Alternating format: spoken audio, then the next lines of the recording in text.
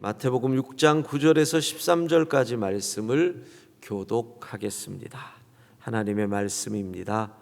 그러므로 너희는 이렇게 기도하라. 하늘에 계신 우리 아버지여, 이름이 거룩히 여김을 받으시오며 나라가 임하시오며 뜻이 하늘에서 이루어진 것 같이 땅에서도 이루어지이다. 오늘 우리에게 일용할 양식을 주시옵고 우리가 우리에게 죄 지은 자를 사하여 준 것 같이 우리 죄를 사하여 주시옵고. 함께 읽습니다. 우리를 시험에 들게 하지 마시옵고 다만 악에서 구하시옵소서. 나라와 권세와 영광이 아버지께 영원히 있사옵나이다. 아멘. 주기도문은 제자들의 요청으로 우리에게 기도를 가르쳐 주옵소서. 그래서 주님께서 가르쳐 주신 이 기도문이다. 주기도문은 모든 기도의 바로미터가 된다. 기준점. 그래서 우리의 기도가 제대로 기도하고 있는지를 이 주기도문을 암송할 때마다 우리의 기도를 점검하는 기준표가 되어야 한다 말씀을 드렸습니다.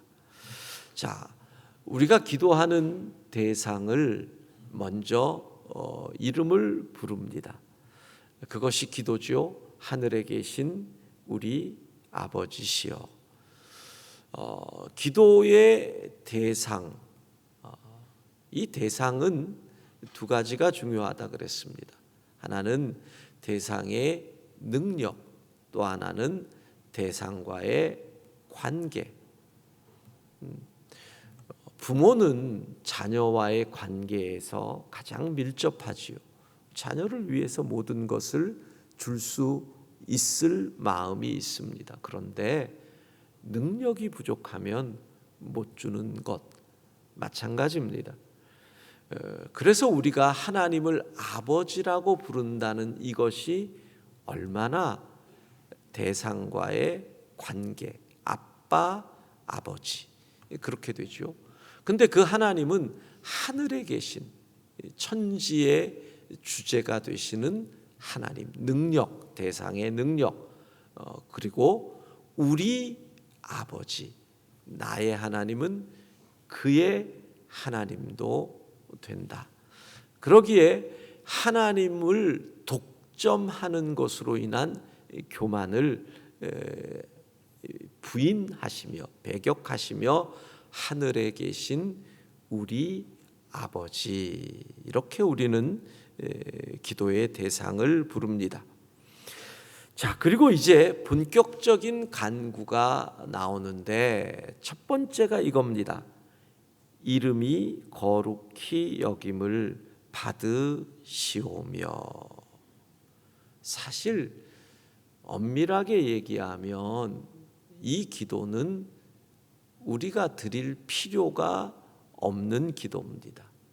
왜냐하면 우리가 어떻게 하는 것과 관계없이 하나님은 거룩하시기 때문입니다.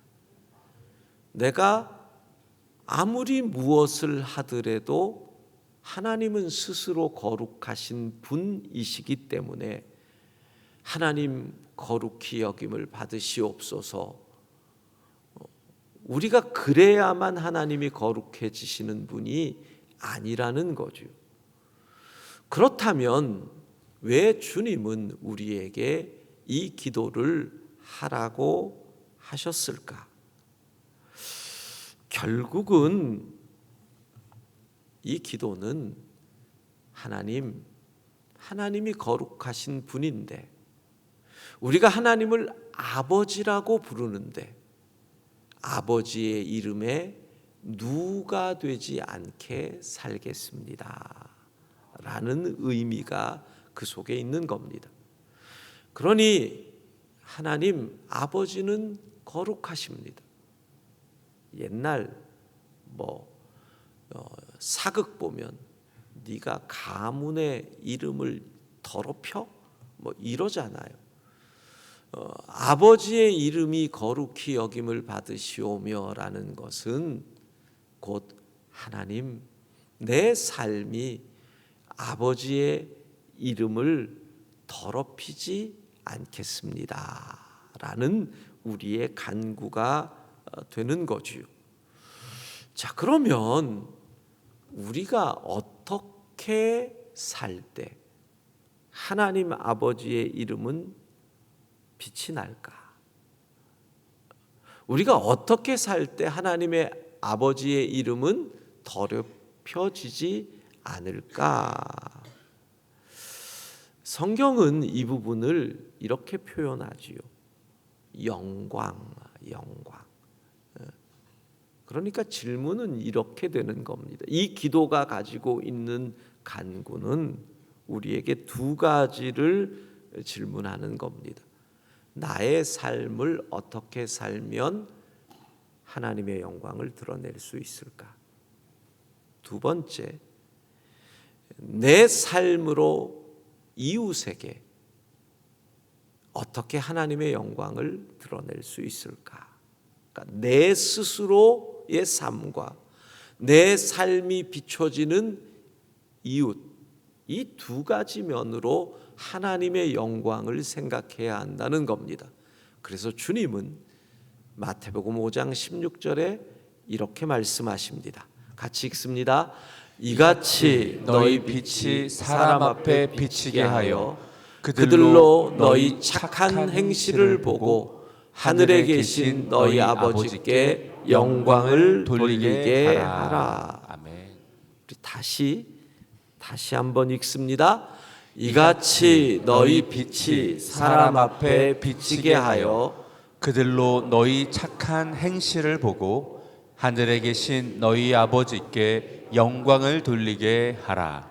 예, 내 삶이 하나님께 영광이 되려면 빛이 되어라.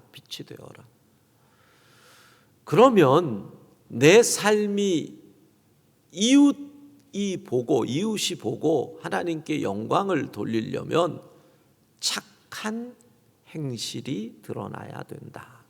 주님은 그렇게 말씀하는 거지요. 그러니 오늘 우리가 이 주기도문을 우리의 기도로, 우리의 언어로 기도한다면, 하나님, 오늘도 내가 만나는 사람들 가운데서, 오늘도 내가 속해 있는 곳에서 하나님의 영광을 드러낼 수 있게 하옵소서. 결국은 이겁니다. 루터가 말한 것처럼 Let God be God. 하나님이 하나님 되시게 하라.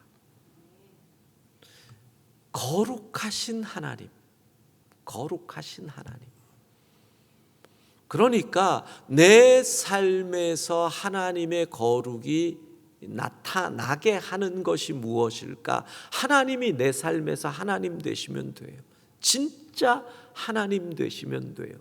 하나님이 나의 왕이시니 내 삶의 왕이 되시면 되고, 하나님이 나의 주인이시니 내 삶의 주인 되시면 되고, 하나님이 아버지시니 내가 자녀 되면 되고, 하나님이 목자 되시니 내가 양이 되면 되고, 하나님이 전능자이시니 그분을 믿으면 되고, 하나님이 심판자이시니 하나님의 심판을 두려워하며 살면 되고, 하나님이 창조주이시니 그 창조주 하나님을 찬양하면 되는 거고, 우리의 삶에서 하나님이 하나님 되실 때 우리는 하나님의 영광을 나타내게 될 것이고, 하나님의 이름은 거룩히 여김 받을 줄로 믿습니다.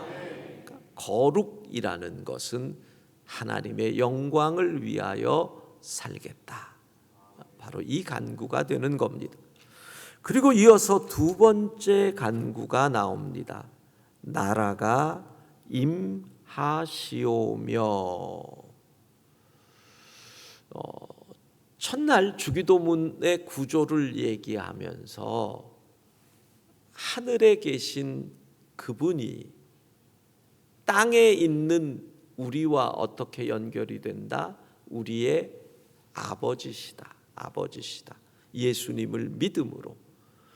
그러니까 하늘에 계신 그분이 이 땅의 온전한 다스림, 그게 주기도문이에요. 그 표현이 뭐예요? 나라가 임하시오며.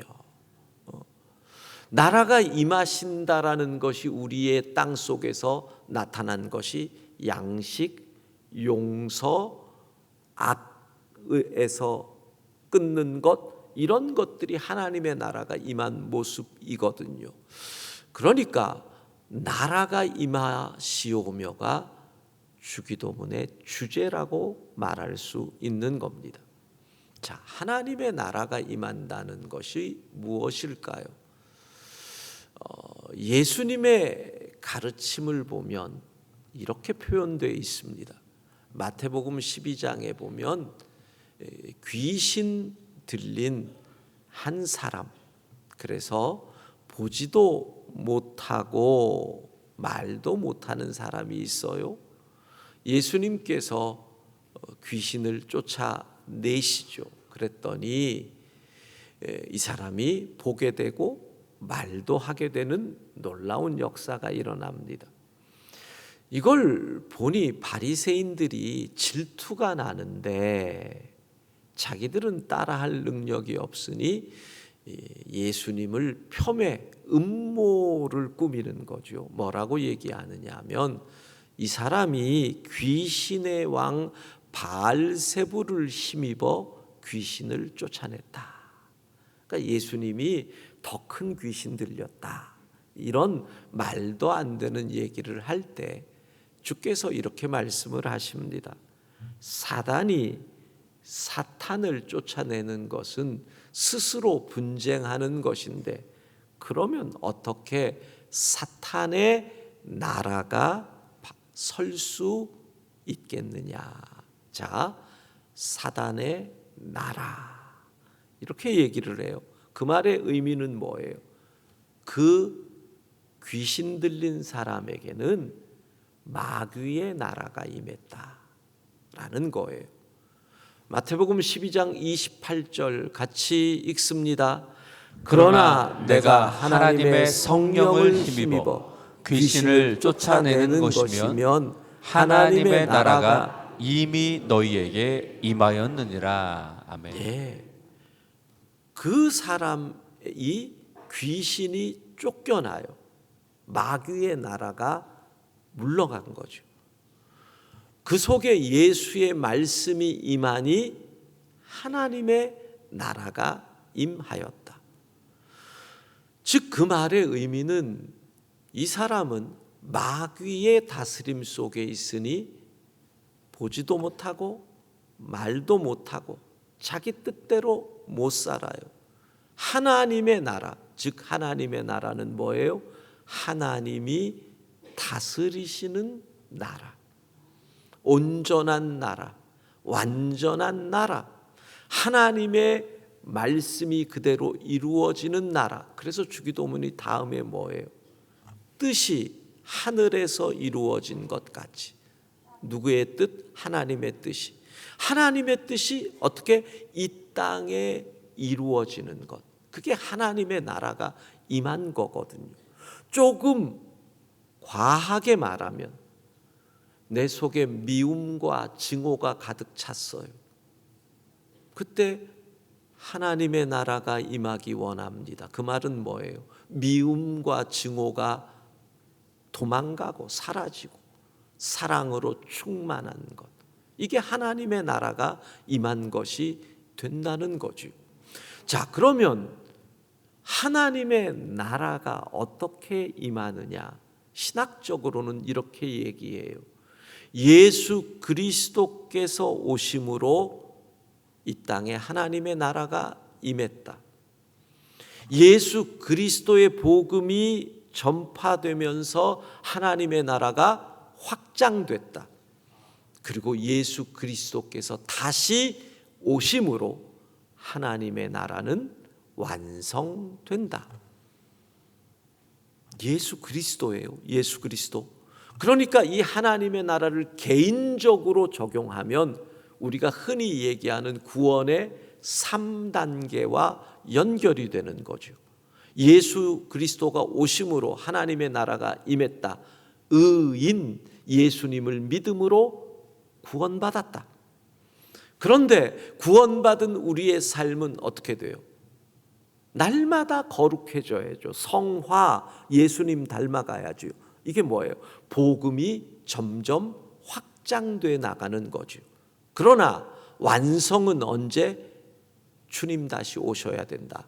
구원의 완성, 영화, 영광스러움을 입는 것, 바로 이와 같이 연결이 되는 거예요. 자, 개인적으로 봅시다. 내가 예수님을 믿었어요. 하나님의 나라가 임했단 말이에요. 내 개인적으로. 근데 내 속에 아직 하나님 뜻대로 안 되는 게 있잖아요. 완성되지 않은 거예요. 어떤 분은 입술이 내 마음대로 하나님 뜻대로 안 되는 분들 많아요. 그래서 입술이 하고 싶은 말을 마음대로 해요. 어떤 분은 물질에 관해서는 하나님의 나라가 임하지 않은 분들 무지무지 많아요. 물질 때문에 사로잡혀 있는 분들 많아요. 어떤 분은 자식의 문제만 걸리면 다 뒤집어 버려요. 하나님의 나라가 임하지 않은 거죠. 그러니까 계속 내가 거룩해지면서 하나님의 나라가 내 속에서 확장되어 간다. 그건 뭐예요? 하나님이 나의 주인이 되어가는 영역이 점점 넓어져 간다. 그래서 바울은 그것을 뭐라고 얘기를 해요? 나를 쳐서 복종시킨다. 말씀으로 나를 쳐서 복종시키는 것, 이게 하나님의 나라의 확장이라는 것이죠. 그러면 자, 하나님의 나라가 임하시오며 라고 하는 그 기도를 구체적으로 얘기하면 이렇게 되는 겁니다. 하나님, 나를 다스려 주옵소서. 나의 주인 되어 주옵소서. 하나님이 가라시면 가겠습니다. 하나님이 서라시면 서겠습니다. 하나님이 주라 그러면 주겠습니다. 주의 뜻대로, 주의 뜻대로. 그게 하나님의 나라가 임하시오며. 거기서 또 한 걸음 더 나아가야 돼요. 이 기도는 뭐겠어요? 우리가 하나님 뜻대로 못 살게 하는 게 있잖아요. 이웃이, 믿지 않는 친구가, 회사라고 하는 조직이 회사의 이익을 위해서 때로는 못할 일도 하게 만든단 말이에요. 이런 것들이 다 뭐예요? 사단의 나라잖아요. 그러면 그것들이 나를 하나님의 다스림대로 못 살게 하니까 어떻게 해야 돼요? 그들을 변화시켜야 돼요. 그게 뭐예요? 하나님 나라의 확장. 그걸 우리는 뭐라 그래요? 전도. 나라가 임하시오며 하나님 예수 전하며 살게 하옵소서. 자, 정리합니다. 하늘에 계신 우리 아버지에게 우리가 기도하는 첫 번째는 거룩입니다. 거룩은 뭐예요? 하나님, 내 삶이 하나님께 영광되게 하시고 내 이웃이 나의 삶을 보며 하나님께 영광 돌리게 하옵소서. 이게 우리의 기도예요. 두 번째, 나라가 임하시오며 내 자신을 위해서는 어떻게? 하나님이 나를 온전히 다스려 주옵소서. 내 입술에서부터 내 손가락 끝까지 주의 뜻대로 하나님 나를 다스려 주옵소서. 그런데 나를 다스리지 못하게 하는 이 사회의 구조와 시스템과 환경, 형편, 그래서 우리는 어떻게? 하나님, 오늘도 전도하게 하옵소서. 그게 하나님의 나라가 임하는 우리의 기도가 되는 겁니다. 오늘도 우리의 삶에서 하나님의 거룩이 드러나고 하나님의 나라가 확장되는 하루가 되기를 소원합니다. 기도하겠습니다. 하나님, 우리의 삶을 통하여 아버지 하나님의 거룩하심이 세상에 드러나게 하옵소서. 이 일을 위하여 하나님 우리를 다스려 주시기를 원합니다. 입술에서 나오는 모든 말과 손가락 끝까지도 하나님 뜻대로 순종하기를 원합니다. 하나님, 내가 원할지라도 이 세상이,